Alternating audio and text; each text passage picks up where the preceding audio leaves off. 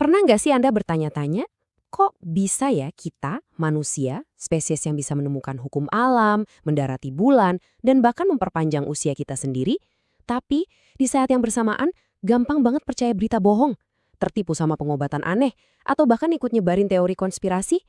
Nah, ini dia paradoks besarnya.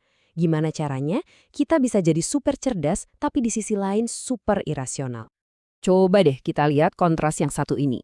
Di satu sisi ada kemampuan nalar yang luar biasa. Contohnya kayak para pemburu pengumpul dari suku San. Mereka itu bisa loh membaca jejak hewan dengan logika yang super rumit. Tapi di sisi lain, lihat dunia modern kita.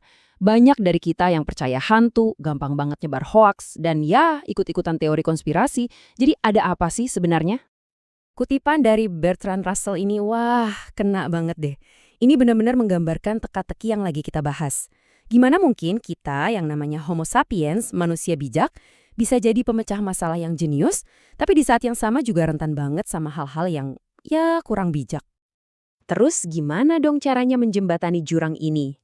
Nah, jawabannya ternyata ada pada perangkat yang kita pakai buat berpikir. Jadi rasionalitas itu bukan cuma soal pinter atau IQ tinggi. Ini soal punya perangkat berpikir yang tepat. Oke, mari kita uji perangkat kita bareng-bareng dengan beberapa teka-teki klasik. Oke, ini teka-teki logika yang terkenal banget. Di depan Anda ada 4 koin. Raja, ratu, rusa, dan bebek. Aturannya simpel. Jika ada raja di satu sisi, maka harus ada burung di sisi lainnya.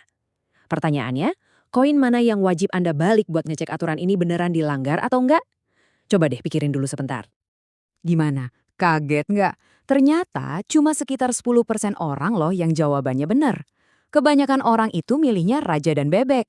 Nah, kesalahan ini justru ngasih kita petunjuk penting tentang kelemahan umum dalam cara kita berpikir. Ini dia nih biang keroknya. Kita itu punya kecenderungan alami buat nyari bukti yang mengkonfirmasi apa yang kita udah percaya, bukan yang menyanggahnya. Kita balik koin raja buat mastiin ada burung. Benar, tapi kita juga seringkali keliru membalik koin bebek, mikirnya kita perlu mastiin ada raja di baliknya. Padahal aturannya kan nggak bilang, jika burung maka raja. Yang sering kita lupain itu justru koin rusa. Kenapa? Karena kalau di baliknya ada raja, nah aturannya jelas-jelas dilanggar. Oke, kita lanjut ke teka-teki terkenal lainnya yang bahkan sering bikin matematikawan garuk-garuk kepala. Bayangin Anda lagi ikutan kuis. Ada 3 pintu. Di belakang satu pintu ada mobil keren. Di 2 pintu lainnya ada kambing. Anda pilih satu pintu, katakanlah pintu nomor 1.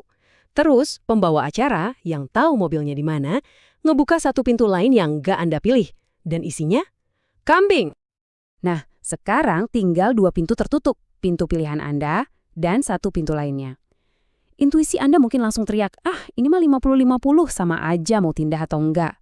Tapi, mari kita coba pakai perangkat rasional kita, yaitu probabilitas. Apa yang seharusnya Anda lakukan? Tetap atau pindah?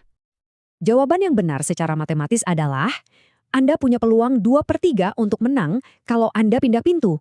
Yep, peluang Anda jadi 2 kali lipat lebih besar kalau Anda ganti pilihan.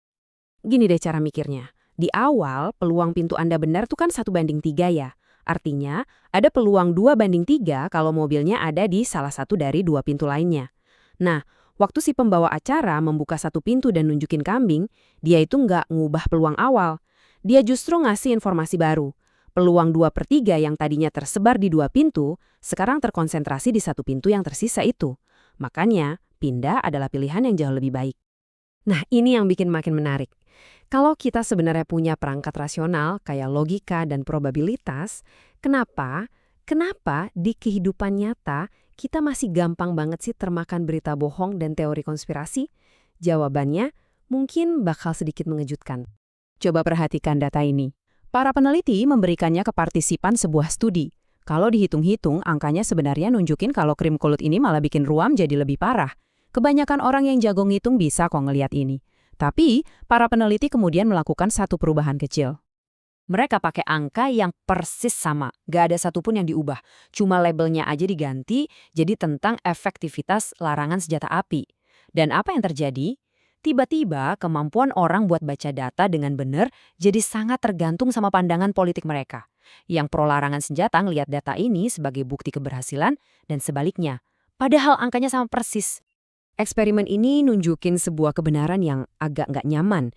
Penghalang terbesar kita buat jadi rasional itu ternyata bukan kurangnya kecerdasan, tapi adanya tribalisme yang udah mendarah daging dalam cara kita berpikir. Kita seringkali nggak pakai akal buat nyari kebenaran, tapi buat nyari amunisi untuk membuktikan kalau pihak kita yang benar. Ini nunjukin kalau kita sering beroperasi dalam dua mode berpikir yang beda. Ada pola pikir realitas yang tujuannya mencari kebenaran pakai bukti dan logika. Tapi seringkali kita masuk ke pola pikir mitologi. Di mode ini tujuannya bukan lagi kebenaran, tapi solidaritas, rasa memiliki, dan menjadi bagian dari kelompok. Keyakinan kita jadi semacam lencana identitas. Kalau gitu, kenapa repot-repot jadi rasional? Kenapa penting banget buat kita mengatasi semua bias ini? Apa sih untungnya buat kita semua? Buktinya ada di mana-mana. Setiap kali kita secara sadar dan sengaja menerapkan nalar untuk meningkatkan kesejahteraan manusia, hasilnya itu luar biasa. Nalar adalah mesin di balik semua kemajuan moral dan material terbesar dalam sejarah. Dari vaksin yang menyelamatkan jutaan nyawa, sampai konsep hak asasi manusia, itu semua adalah buah dari penerapan nalar secara sistematis untuk memecahkan masalah. Dan inilah poin pentingnya. Rasionalitas itu bukan cuma soal menang debat atau jago mecahin teka-teki. Ini adalah sebuah komitmen moral. Seperti kata Peter Singer, ini seperti naik eskalator. Sekali kita melangkah, eskalator nalar ini punya kekuatan untuk terus membawa kita naik, menuju dunia yang lebih baik, lebih adil, dan lebih benar.